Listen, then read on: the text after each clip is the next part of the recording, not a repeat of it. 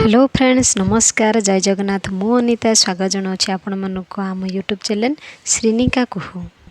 आज मु आपण मानक कोलार जिले में अवस्थित प्रसिद्ध मंदिर अंतरगंगे शिव मंदिर को बुलेवाक नेबी।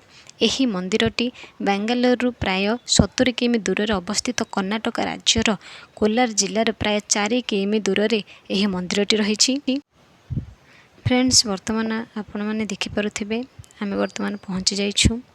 मंदिर को जीवा हेल्ले आमको 200 ରୁ 300 पाहाच अतिक्रम करी जीवाक पड़ो। रास्ता सारा मांकड़ मानकर भय थाए।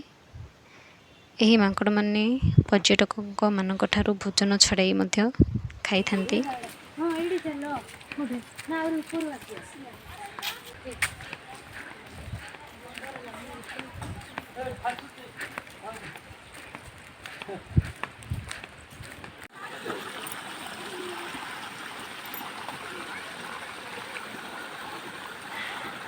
आमे वर्तमान मंदिर निकट में पहुँची जाइछु।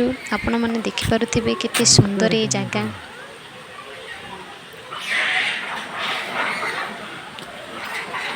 मंदिरर चतुर्दिग जंगल रे परिपूर्ण।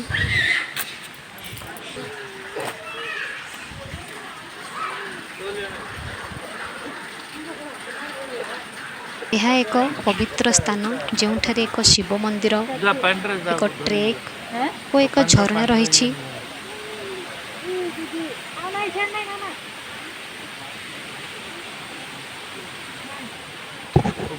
अंतरगंगे शिव मंदिर सतशृंग पर्वत श्रृंखला रे अवस्थित। एही मंदिर रे काशी विश्वेश्वर पूजा पाती। एही मंदिर को बा एही स्थान को दक्षिण काशी मध्य कहा जाए। एही मंदिर रे प्रभु काशी विश्वेश्वर पूजा पाइबा सहित आउ 4-5टी छोट बड़ शिवलिंग रही। एही पवित्र स्थान गोटे पौराणिक कहानी मध्य रही। पौराणिक जुगरे प्रभु परशुराम तांको पिता थिले जमदग्नि और माता थिले रेणुका। पिता जमदग्नि कीर्तबिजुओं पुत्र द्वारा हत्या हेबा परे माता रेणुका एही पर्वत उपरे आत्मदाह करथिले।